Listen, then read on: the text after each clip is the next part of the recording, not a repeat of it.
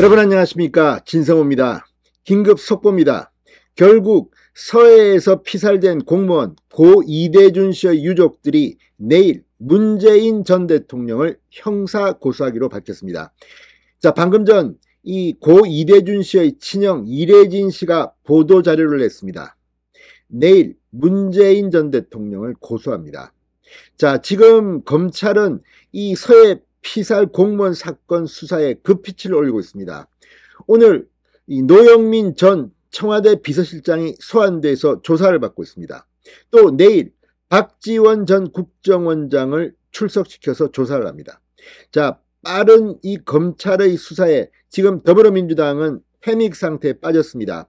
박지원 전 국정원장 방금 전 입장문을 냈는데 상당히 겁을 먹은 게 아닌가 싶기도 합니다. 자, 아무튼 지금 문재인 전 대통령을 고소하겠다, 내일 고소하겠다고 보도자료를 낸 이유는 이제 서훈 전 대통령 국가안보실장이 전격 구속되면서 상당히 많은 혐의들이 드러나고 있고 문재인 전 대통령에 대해서도 사법적 책임을 물어야 한다고 유족들은 판단한 것으로 보입니다. 자, 지금 문재인 전 대통령 심경이 어떨까요? 왜 서훈 전 실장을 구속시킬 때 그렇게 임종석 뭐 다 튀어나와서 극하게 반발하고 문재인 전 대통령까지도 직접 나서서 반발했는지 그 이유를 이제 짐작할 것 같습니다. 자, 이 고 이대준 씨의 유족들은 왜 문재인 전 대통령을 고소하겠다고 밝힌 걸까요?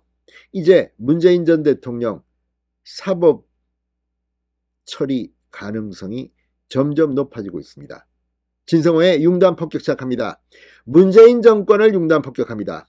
방송에 앞서 아직 진성호 방송의 구독자가 아니신 분은 붉은색 구독 버튼 눌러주십시오. 더 좋은 방송으로 보답하겠습니다. 대한민국 공무원이 북한군에 의해서 피격당해 사살되고 또 시신이 불태워졌습니다. 이런 보고를 받은 문재인 전 대통령과 청와대 그리고 국방부 장관, 국정원장 월북머리를 냈다는 건 정말 가관입니다. 어떻게 대한민국 국민도 못 지키는 이런 자들이 그것도 유엔에서 문재인 전 대통령의 무슨 종전선언 같은 그런 연설 때문이었다고 하면 이건 범죄가 아니겠습니까? 자, 문제는 이게 법리적으로 검찰이 수사를 해서 사법 구형을 할 수 있느냐 여부인데 지금 서훈, 서욱, 뭐 전직 국가안보실장, 국방부 장관이 구속영장 실질심사에서 다 구속되어 버렸습니다. 이쯤 되면 문재인 전 대통령까지도 갑니다. 그런데 문제는 지금 검찰은 문재인 전 대통령 사법 처리에는 대단히 신중한 태도를 보이고 있습니다. 그런데 유족들이 직접 문재인을 고소한다면 이야기는 달라집니다. 자, 전 해양수산부 소속 공무원 고 이대진 씨의 친형 이래진 씨가 방금 전 문재인 전 대통령에 대해서 직무유기 등의 혐의로 서울중앙지검에 내일 고소할 방침이라고 밝혔습니다.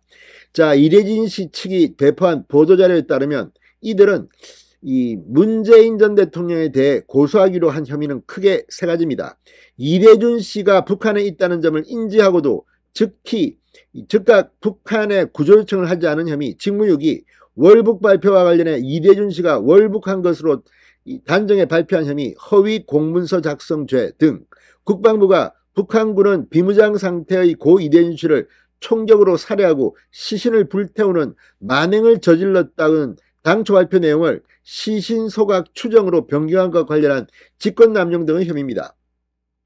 이와 관련 이래진 씨가 강력히 요청했던 살인 방조죄의 경우 유족을 대리하는 김기훈 변호사가 검토 결과 성립이 실질적으로 어렵다고 보고 제외했다고 합니다.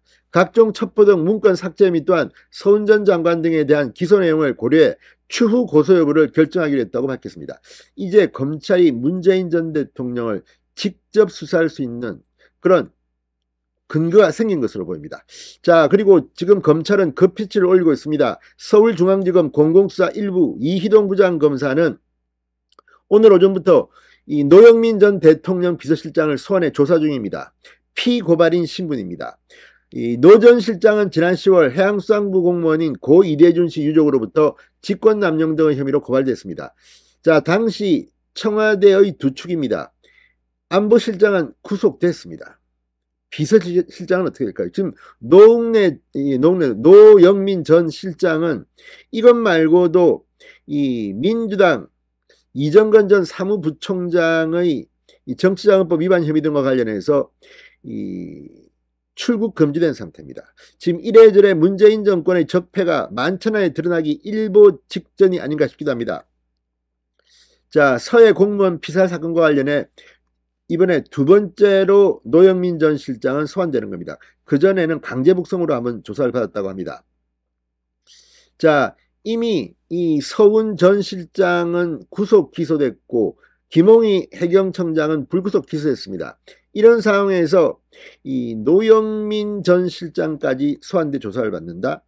문재인 전 대통령의 혐의가 드러날지가 주목됩니다. 자, 그리고 박지원 전 국정원장 드디어 내일 검찰에 출석합니다. 검찰 출석을 앞두고 국정원장 박지원 전 국정원장 어떤 경우에도 김대중 전 대통령 비서실장답게 행동하겠다. 성실히 조사에 임하겠다고 다짐했습니다. 웃깁니다 정말. 계속 부인하면서 성실히 조사에 임하겠다.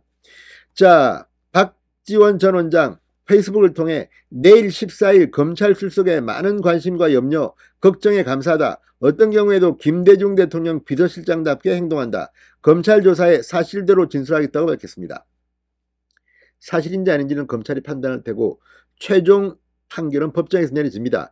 자, 아무튼 예단하지는 않겠습니다. 그렇지만 박지원 전 원장 지금 그 회의에 들어갔던 청와대 관계장관 회의에 들어갔던 서욱 전 국방부 장관, 김홍희 전 해양경찰청장, 서훈 전 국가안보실장 전부 다 기소됐습니다. 박지원이 무사할까요? 박지원 역시 삭제 지시를 한 혐의를 받고 있습니다.